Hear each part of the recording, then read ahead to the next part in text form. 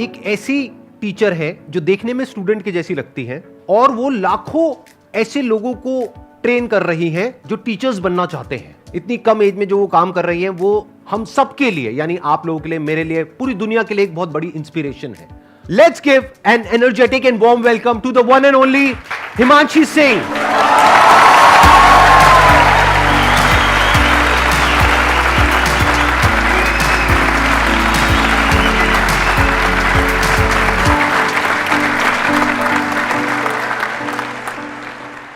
आपने 6 साल पहले अपना YouTube चैनल शुरू किया था लेट्स लर्न के नाम से। इनफैक्ट ये नाम ही कितना कमाल का है, यानी ये सिर्फ सिखा नहीं रही हैं, सीख भी रही हैं। इनके लाखों सब्सक्राइबर्स हैं और करोड़ों व्यूज हैं इनके चैनल पे, यानी कि लाखों लोग इनको देख करके टीचर्स बन गए हैं।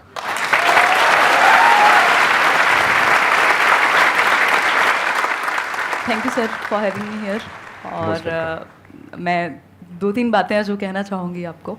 मैंने फर्स्ट टाइम आपको देखा था 2012 में, मेरे 10th के एग्ज़ाम्स हुए थे और 2012 10 साल पहले। उसके बाद मैंने आपका द अनस्टॉपेबल अटेंड किया था जो आपके बर्थडे पे हुआ था 27th आपने लाइव अटेंड किया था? राइट। ओह, मेरे को नहीं पता था, मतलब यू वर इन द आप त्यागराज स्टेडियम में वहाँ पे जो हुआ था वहाँ पर थे आप? बिल्कुल। आज सुबह मेरी सिस्टर ने भी यही कहा मुझे, 3 बजे हम मैसेज पे बात कर रहे थे, थोड़ा मैं काम कर रही थी, कि शी साइड के अच्छे से करना। और last time I heard Sandeep Maheshwari was in Thyagaraj with you, और नेक्स्ट टाइम भी मैं जब उनको देखूंगी, वो एक्चुअली यूट्यूब नहीं देखती हैं, बहुत कम देखते हैं, तो तेरे साथ ही देखूंगी, तो वीडियो का मेरे को इंतजार रहेगा। तो मतलब मुझे भी थोड़ा सा अच्छा लगा, वो टाइम बिल्कुल याद आया। आपने 2 बच्चों की स्टोरी सुनाई थी और यू साइड के उसको पता नहीं था कि वो कर नहीं सकता, ये उसे नहीं पता था। मतलब वो बहुत एक अपने आप में इंस्पिरेशनल था। मतलब मेरी लाइफ में ये चीज़ रहती है कि मेरी टीम में भी कोई बोलता है कि नहीं हो सकता या नहीं है, मैंने कहा नहीं क्यों बोलते हो, छूटते ही थोड़ा देखो, हो जाएगा, तरीका तो होगा ही। तो बहुत इंस्पायर किया आपने सर। जो मुझे बहुत अच्छी क्वालिटी लगती है आपकी, थोड़ा सा बुद्धिजीवी होते हैं लोग तो टाइम के साथ उनको लगता है थोड़ा मुश्किल दो कुछ, मतलब भारी बातें, भारी किताबें या कुछ, आप बहुत ही मुश्किल बात को भी बहुत आसानी से समझा देते हैं सबको। वो मुझे बहुत अच्छी क्वालिटी लगती है आपकी कि आप बहुत सिंपल तरीके से समझा देते हैं। Thank you so much. अब हम क्वेश्चन आंसर शुरू करें। मैम मेरा क्वेश्चन, पहले मैं बेस बताती हूँ कि मैं ऐसा क्यों पूछ रही हूँ, because I am also budding educational YouTuber like you are an inspiration to me. And मैं कल आप ही की वीडियो देख के आई हूँ जो अमन धतरवाल सर ने आपका इंटरव्यू लिया था, एंड मतलब okay, I am excited. So the question is कि every YouTuber starts as a one man army, single handedly हम सब कुछ करते हैं, बट एक पॉइंट आता है जब you have to build a team, तो मुझे वो प्रोसेस समझना है that how does it happen, क्योंकि एकदम से आप पूरा एक लार्ज स्केल प्रोडक्शन, एक टीम नहीं ले सकते। सो वो स्टेप बाय स्टेप कैसे किया जाए फॉर एवरी बडिंग यूट्यूबर या जो भी स्टार्ट करना चाह रहे हैं उनके लिए कोई गाइडेंस? बेसिकली इसके ना 2 तरीके हैं, या तो आप खुद से टीम बिल्ड करें, एक बड़ी सी टीम जो आप कह रहे हैं, या फिर आप किसी के साथ कोलैबोरेट कर लें एक लेवल के बाद। क्योंकि अगर आप टीचर हैं तो वो थोड़ा सा एक टाइम पे वो फ्रिक्शन क्रिएट होगा, लोग आएंगे, वो फिर उनको ऑफर देंगे जिनको आप सिखा रहे हैं या जिनके साथ आप जुड़े हुए हैं, एक टाइम पे वो टूट के चले जाएंगे कहीं और, तो वो सब होता है, वो बहुत बड़ी अपने आप में एक पॉलिटिक्स जैसा ही है। तो अगर आपकी पर्सनैलिटी वैसी नहीं है, मतलब मैं पर्सनली मानती हूँ मेरी वैसी नहीं है, तो उस केस में आप कोलैबोरेट कर सकते हो।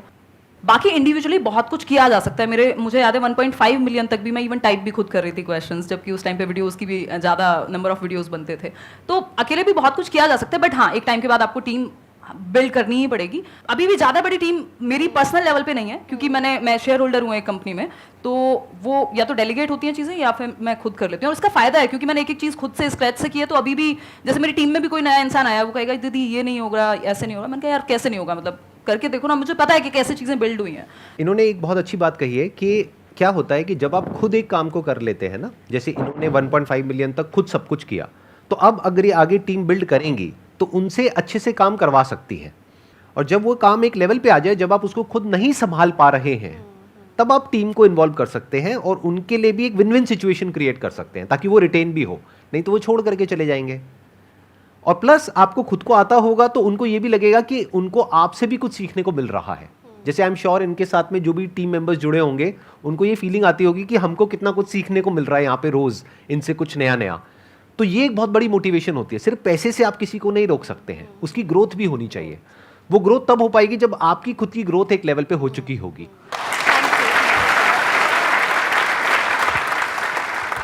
सर मैं एक डिफेंस एस्पिरेंट हूँ और मैं सीडीएस टारगेट कर रहा हूँ। तो सर प्रॉब्लम है कि अब सीडीएस मैं टारगेट कर रहा हूँ तो 2 केसेस हो सकते हैं, या तो एग्ज़ाम क्लियर होगा या फिर नहीं होगा? अगर नहीं होता है तो मैं बैकअप रखता हूँ, जैसे दिल्ली पुलिस सब इंस्पेक्टर या कोई भी गवर्नमेंट जॉब। तो मैम अब मैं क्या करूँ? या तो CDSE सिर्फ टारगेट करूँ एक एग्ज़ाम, या फिर सारे में एग्जाम्स टारगेट करता चलूँ कि नहीं दिल्ली पुलिस भी देखूंगा, मैं CGL भी देखूंगा, तो क्या करना चाहिए मुझे? इसके दो तरीके हो सकते हैं। एक तो ये हो सकता है कि आप जो कॉमन सब्जेक्ट्स होंगे, ये जैसे रीजनिंग है, मैथ्स है, ये हर जगह पे आते हैं, बिल्कुल। तो वो तो आपके एक ही जगह से तैयार हो जाएंगे। अगर आप CDS की भी, सिर्फ CDS की भी तैयारी कर रहे हैं, तब भी वो हो जाएंगे कवर। कुछ चीज़ें अलग होंगी। तो मुझे लगता है कि अगर आपके जो कॉमन सब्जेक्ट्स हैं उनको आप पैरेलली प्रिपेयर कर रहे हैं, और एक टाइम के बाद आपको लगता है पहले आप CDS पे ही फोकस रखिए, उसके बाद आपको लगता है कि CDS एक लेवल का तैयार है, तो जो बाकी एग्जाम्स भी, क्योंकि ऐसा नहीं है ना, हमारे हाथ में नहीं है कंट्रोल कि कब आएगा एग्जाम कौन सा, तो हम फिल तो सारे ही करेंगे, एटलीस्ट जो सेम कैटेगरी में हैं, आसपास के हैं। तो उस केस में जब आपने जो कॉमन सब्जेक्ट्स हैं वो पढ़ लिए होंगे, जो आपका मेन एग्जाम है, जो आपका प्लान है, जैसा कि आप कह रहे हैं, और उसके बाद जो बाकी बचे हुए कुछ सब्जेक्ट्स ही होंगे, थोड़ा बहुत ही चेंज होता है, वो आप जब वो एग्जाम आने वाला हो उस दौरान तैयार कर सकते हैं। तो दोनों चीजें हो जाएंगी। बट एक टाइम पे मतलब एटलीस्ट 6 महीने 3 महीने तो आप एक एग्जाम को प्रॉपर दीजिए, ताकि एक लेवल आपका तैयार हो जाए कॉमन सब्जेक्ट्स का। बिल्कुल मैम। और सर सेकंड केस हो सकता है कि मैं क्लियर कर लूँ, तो देन सर मुझे SSB के लिए जाना होगा। SSB सर अब एक साइकोलॉजी टेस्ट होता है, पर्सनैलिटी टेस्ट। तो सर अब मैं अपनी पर्सनैलिटी एक ऑफिसर जैसे कैसे बना सकता हूँ? मैं कैसे अपना जो सोचने का तरीका है एक ऑफिसर जैसा कर सकता हूँ? आपको क्या करना है, ऐसे लोग जो वो बन चुके हैं, जो आप बनना चाहते हैं, जिस भी फील्ड में हैं, उनके आपको इंटरव्यूज मिलेंगे ऑनलाइन। आप उनके इंटरव्यूज देखते चले जाइए। उसमें से भी कुछ ऐसे लोग होंगे जिनके जैसा आप बनना चाहते हैं, यानी कि वो आपका आइडल है। बिल्कुल तो सर। उनके इंटरव्यूज आप बार बार देखिए, 2 बार देखिए, 5 बार देखिए, 10 बार देखिए, 20 बार देखिए। तो क्या होगा, धीरे धीरे आपके बिहेवियर में वो चीज उतरने लग जाएगी और आप उन्हीं की तरह बिहेव करने लग जाएंगे। बिल्कुल sir. Okay, thank you sir. Most welcome. Sandeep sir, I would really like to say one thing. Thank you to you and your team members. हर किसी के लाइफ में अलग हार्डशिप्स रहते हैं, इमोशनल ट्रोल हो जाता है, मतलब लगता है कि यार सामने वाले को आप कितना समझाओ नहीं समझ रहा है, तो फिर खुद के अंदर लगता है कि कहीं हम ही तो गलत नहीं है। आपकी क्या, मेरी भी बहुत ट्रोलिंग होती है।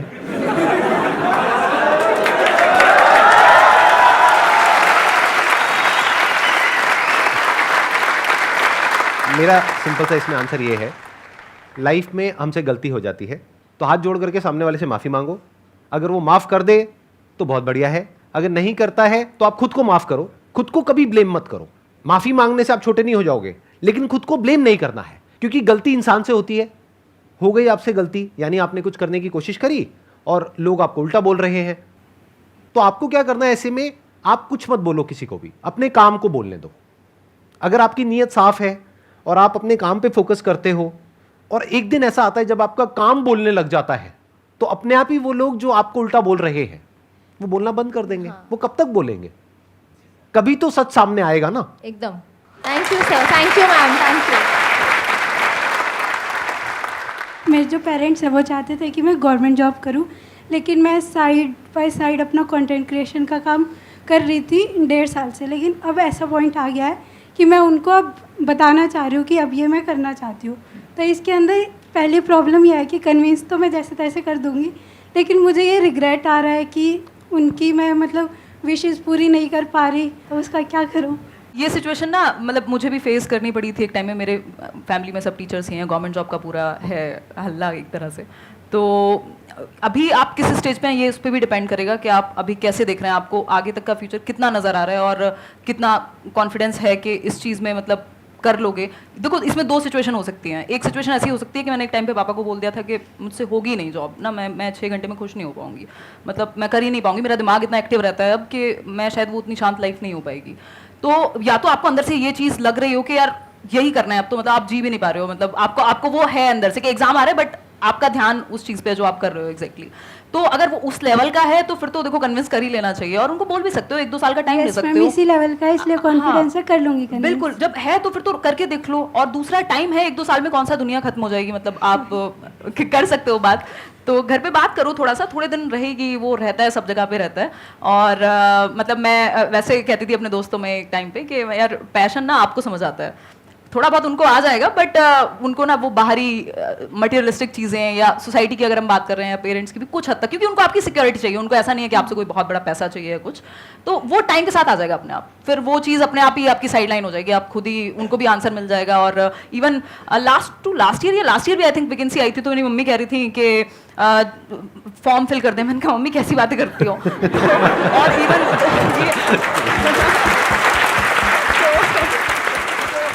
और मैं आपको एक चीज और बता देता हूँ जो आप में से बहुत सारे लोगों को पता नहीं होगी, लेकिन मेरे को पता है। यहाँ पर कोई गेस्ट आते हैं तो मैं पूरी रिसर्च करता हूँ उनके ऊपर। तो मैंने आपका एक दूसरा चैनल भी देखा है, एक तो आपका लेट्स लर्न वाला है, एक आपका व्लॉग्स वाला चैनल है। तो मैंने व्लॉग्स वाले चैनल में देखा अभी रिसेंटली आपने ऑडी परचेज करी है, if I am not wrong, उसके बाद भी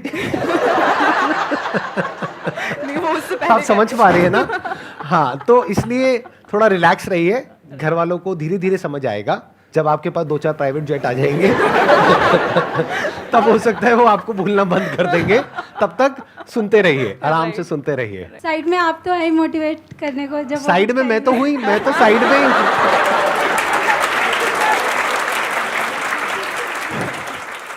hello sir. Hello ma'am. Ma'am first of all आप बहुत क्यूट हो रियलिटी में।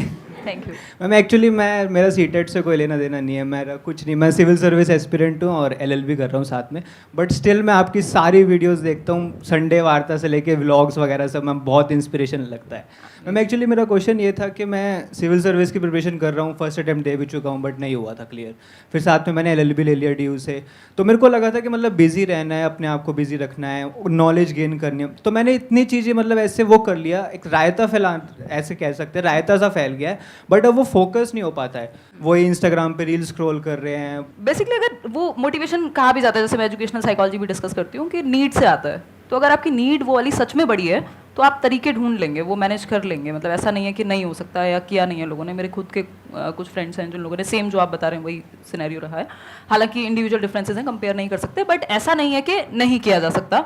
अगर आपकी वो नीड बहुत बड़ी है तो आप वेज ढूंढ लेंगे, और रील से तो वैसे भी कोई भला होने वाला है नहीं आपका, मतलब थोड़ा बहुत कभी देख लो तो समझ में आता है, बट वो तो मतलब हम इतने छोटे तो नहीं रहे ना कि हम अपना भला ना समझ सकें, तो इवेंचुअली तो वो हमें नुकसान ही पहुंचाएगा। मैम वो वहीं अटका रहता है दिमाग के, नहीं यार छोड़ो। ऐसा क्या मिल रहा है रील में? तो मैम पढ़ाई की तरफ, पढ़ाई से या कुछ प्रोडक्टिव काम से दिमाग हट के मतलब अनप्रोडक्टिव चीज़ों में हाँ, जा तो वो रहा है। आसान है ना, मतलब वहाँ पे अच्छा सर तो सब कुछ ही आसान है बट मतलब वो कंपैरेटिवली इजी है ना, वहाँ थोड़ा सा पेन होता है। अगर आप पढ़ने बैठोगे मन भी इधर उधर भागेगा, तो वो तो आदत डालनी वो अगेन नीड बहुत बड़ी नहीं है जब तक तो आप ऐसे इधर उधर घूमोगे। अगर वो नीड बहुत बड़ी हो जाएगी, जिस दिन आपको लगेगा कि ये चीज़ सच में इंपॉर्टेंट है, आप वेज ढूंढ लोगे, कुछ भी करके वो अपने आप उठ भी जाओगे, कर भी लोगे, पता नहीं क्या क्या कर लोगे। तो सारा खेल वही है, अगर सच में अंदर से उतनी उस लेवल की नीड ही नहीं है तो फिर खुद को भी धोखा मत दो और आसपास वालों को भी। मतलब सारा खेल उसी का है कि आप सच में कितना चाहते हो। Thank you ma'am, thank you.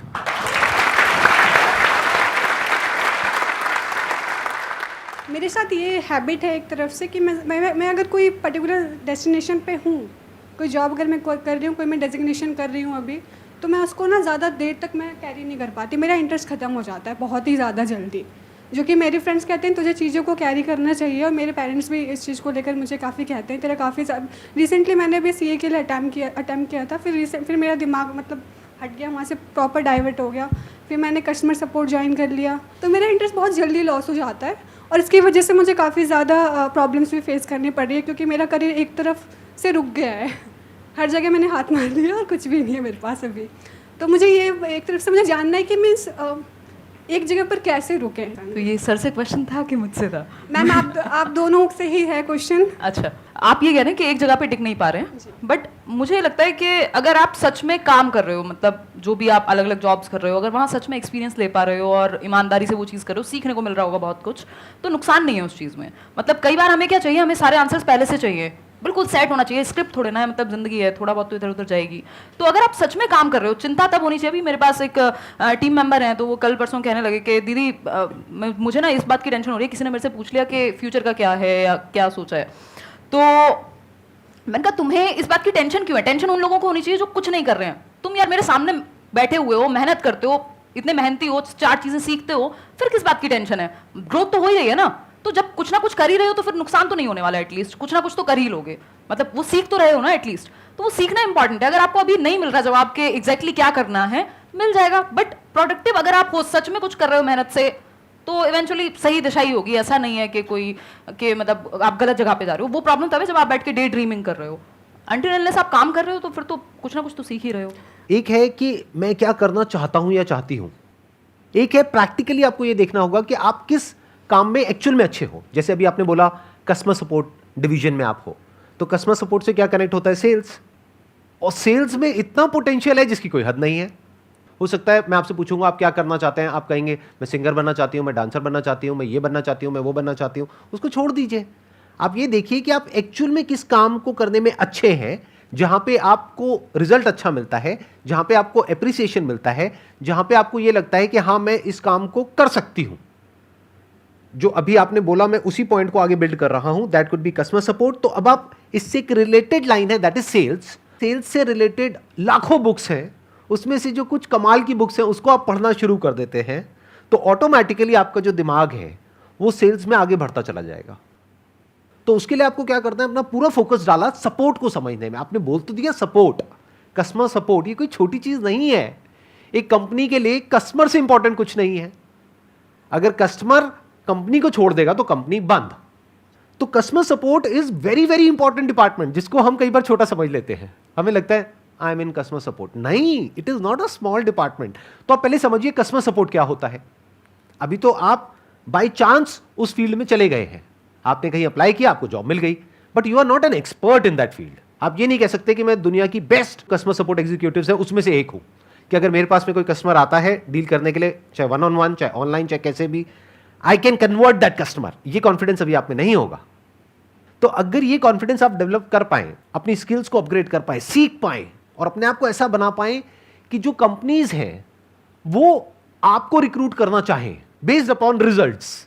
क्या आप बताएं कि देखिए पिछली कंपनी में मैंने 1 साल तक काम किया, इतनी सेल्स मैंने जनरेट करी उस कंपनी के लिए, तो क्या उसका जो कॉम्पिटिटर है वो आपको डबल सैलरी नहीं देगा?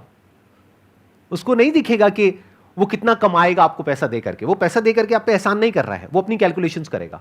तो अपने आप को इस लायक बना लो कि लोग आपके पीछे आए, कंपनीज आपके पीछे आए।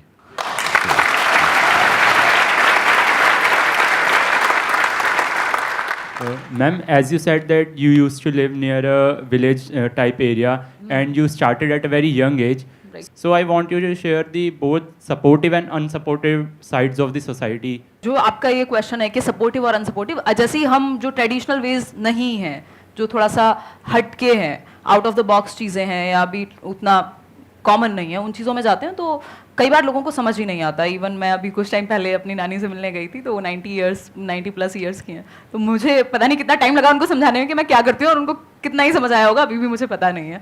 तो बेसिकली इस तरह की चीज़ें ना समझने में ईजी नहीं होती, स्पेशली अब हमसे पहली जनरेशन के लिए या जो जनरल परसेप्शन चल रहा है सोसाइटी में उनके लिए। बट कुछ कुछ चीज़ें अपने आप समझ आएंगी टाइम के साथ। मतलब वो टाइम को जवाब देने दीजिए। आपको अगर सच में इंटरेस्ट है और आप उस चीज़ को करने में खुश हैं, आप सीख रहे हैं और एक हर दिन एक नया चैलेंज है और आपको लग रहा है कि आपकी ग्रोथ हो रही है और आपको पता है कि यहाँ तक का रास्ता दिखा है, क्योंकि ये ऐसी चीज़ थी जहाँ पे मुझे पता नहीं था कि ये करियर भी हो सकता है। इवन मैंने जिस दिन फर्स्ट वीडियो डाला मुझे नहीं पता था मोनेटाइजेशन जैसी कोई चीज़ होती है, वो वीडियो कैसे डालते हैं वो भी मैंने सर्च करके ही डाला था। तो उस केस में वो आप जहाँ तक का रास्ता दिख रहा है उतना एटलीस्ट उस चीज़ पे फोकस करो और देखो आपकी फील्ड में कुछ लोग अगर हैं, तो अब तो है ही एटलीस्ट इस तरह की चीज़ों में, तो आप उनको देख के भी सीख सकते हो कि क्या अपर लिमिट है या फिर मतलब किस तरह से आप चीज़ें करोगे। तो सपोर्टिव और अनसपोर्टिव, कई बार जो लोग आपके क्लोज मतलब सर्कल में है, जो फैमिली है, तो उनको पता है यार ये रात को मेहनत करती है। उस टाइम पे आवाज़ आती थी दिन में तो मैं रात को रिकॉर्ड करती थी रूम बंद करके ताकि सब सो रहे हैं, तो वो उनको समझ में आएगा कि यार ये मेहनत कर रही है और ये सच में या कर रहा है, सच में ये चीज़ में इंटरेस्टेड है, तो वो कुछ हद तक आपको सपोर्ट करेंगे।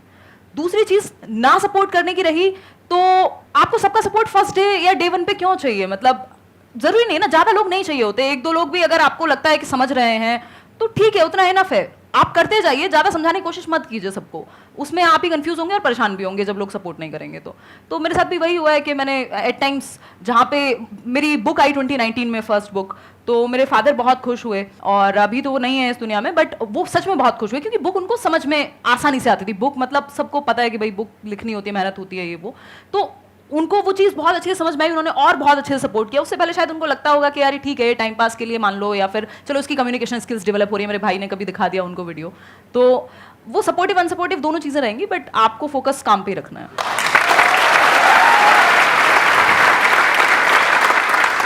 मेरे अंदर से सही में एक क्वेश्चन आ रहा है आपके लिए, मैं पूछ सकता हूँ बिल्कुल आपसे सर, बिल्कुल। कि इतनी कम एज में इतनी मेच्योरिटी आई कहाँ से आपके अंदर? मतलब इतनी कम एज में जो आप बातें कर रहे हो, आई एम श्योर आप लोग भी फील कर रहे होंगे कि जो इनके आंसर्स हैं उसमें जो डेप्थ है, जिस लेवल की इनकी मेच्योरिटी है, बहुत कुछ मेरे को आपसे सीखने को मिल रहा है, सीरियसली, जेन्युइनली। तो ये कहाँ से आई इतनी कम एज में इतनी मेच्योरिटी आपके अंदर? मुझे लगता है कि वो जो मेरे फॉर्मेटिव ईयर्स थे, ऑलमोस्ट 13-14 ईयर्स जो मैं गांव में थी, फिर टीचर्स की फैमिली है, तो बचपन से वो देखा है वैल्यू कि पैसा कमाए चलेगा, बट वो वैल्यूज़, सच बोलना, या मतलब ये सब चीज़ें कॉमन रही हैं आसपास। मैं देखती थी गांव में मेरे जो मामा जी हैं, उनके पास लोग आ रहे हैं, वो सलाह लेने आ रहे हैं कि मास्टर जी से पूछते हैं क्या करते हैं, या फिर कुछ भी इस तरह का। और ऑनेस्टी से लोग, हर चीज़ पे ऐसा नहीं होता कि यार मेरे को इससे कुछ चाहिए। अभी मैं देखती हूँ यहाँ दिल्ली में बहुत होता है ये चीज़ कि कोई भी आपके सामने बैठा है तो दैट मीन्स पहले, अब तो मुझे शक्ल देखते ही मन करता है पूछ लूं क्या चाहिए भाई बता दे, तो इनडायरेक्टली मत घुमा। तो वो एक वो जो एक प्योरिटी है, वो चीज़ वहाँ से आई।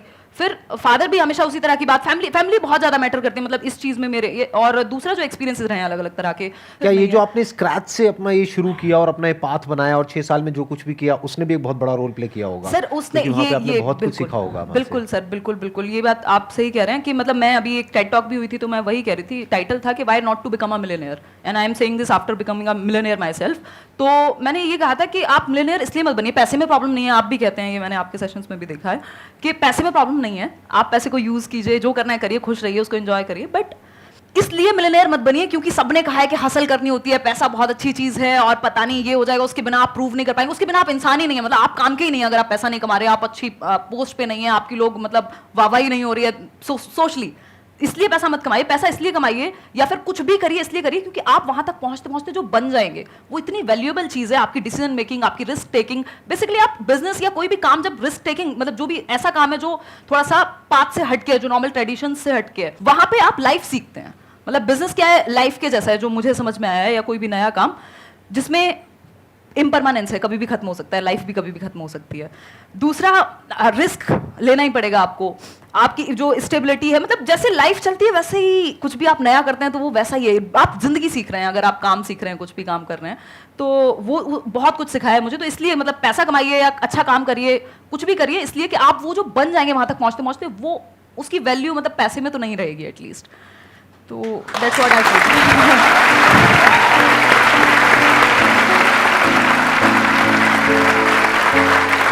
एक टोकन ऑफ एप्रिसिएशन है, आप इतनी दूर से आए हमारे लिए टाइम निकाल करके, this is a thank you for you thank you, from our entire family and our entire team.